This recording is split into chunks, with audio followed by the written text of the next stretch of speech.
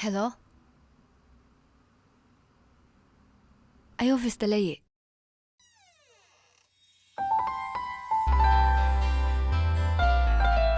May I come in, madam? Come in. Pambiyo.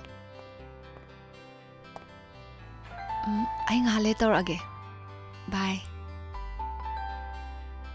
Dakoro, ngasi gari kya thungaranya?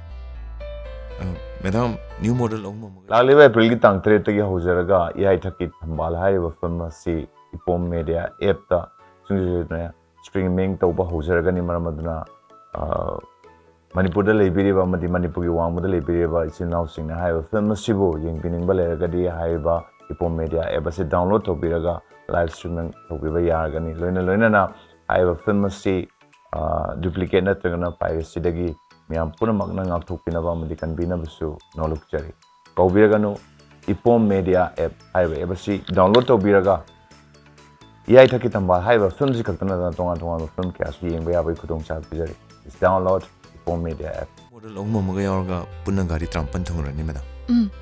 Adudi yam phare. Ado hayengse head office dagi company gi mi khara lakaniba. Ahoy. Adugi arrange to dakorona adum sinbiroko. Pani, madam. I saw the note of Zerg.